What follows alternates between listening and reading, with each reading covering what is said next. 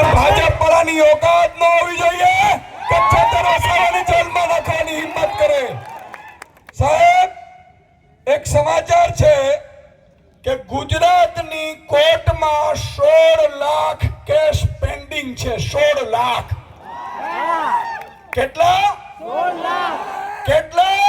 16 લાખ. હવે તમને બીજું એમાંથી સંદર્ભના સમાચાર વાંચું કે એમાંથી 30 વર્ષથી વધુ હોય એવા 19 છે અને 10 વર્ષથી વધુ હોય એવા 25,287 છે અને 5 વર્ષથી વધુ હોય એવા 30 છે. તમે વિચાર કરો મિત્રો કે 1 લાખ કેસ એવા છે જે 5 થી 10 વર્ષથી વધુના છે, જ્યારે ચેતરભાઈ વસાવાનો તો હમણાં જ કેસ થયો તો ભાઈ.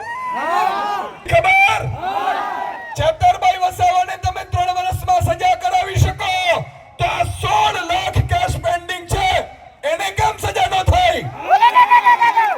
એનો મતલબ ઈ થયો મિત્રો કે ભાજપે ચેતરભાઈ વસાવાને ખતમ કરવાનું ષડયંત્ર કર્યું. ચેતરભાઈ વસાવાનો ગુનો શું હતો? ચેતરભાઈ વસાવા તમારું અવાજ બનતા હતા અને ભાજપ તરફથી જે આપતો આવતી હતી ને એટલા મોરે મોરો દેતા હતા ને એટલા માટે ખતમ કરવાની કરવા. મિત્રો, આ વન કર્મચારી છે જે હમણાં શંકુતલાબેન છૂટીને આવ્યા, એમના આંખમાં આંસુ આવી ગયા. આ આંસુનો બદલો લેવાનો છે કે નથી લેવાનો? મિત્રો, હમણાં શંકુતલાબેન રડતા હતા. વર્ષાબેને કહેતા હતા કે અમે એકલા છીએ. હમણાં મનોજભાઈએ પણ વાત કરી, રાધિકાબેને પણ કરી. પણ મિત્રો, હું કહેવા ઈ માંગુ છું કે આ લોકો ભાજપ વાળા વન કર્મીઓના માધ્યમથી ચેતરભાઈ ઉપર કેસ કરાવડાવ્યો, બરોબર કે નહીં? હવે આદિવાસી ખેડૂત એના રાત્રે 2 વાગે એના ખેતરમાં વન કર્મીઓ ઉભો પાક લણી નાખે તો પેલી જવાબદારી તો મનસુખ દાદાની આવતી હતી સાંસદ તરીકે. સાચું કે નહીં?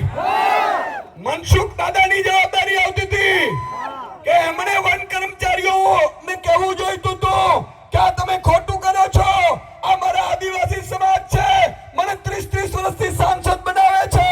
પણ ઈ બોલ્યા નથી. ઈ બોલ્યા મનસુખ દાદા, આદિવાસી સમાજ ભોળો છે, તમને એકવાર મત આપી દેશે, પણ બીજી વખત આદિવાસી સમાજ સાથે કોઈ પણ નેતા ઉભો નહીં રહેતો. આદિવાસી સમાજ બિરસા મુંડાજીનો વંશજ છે.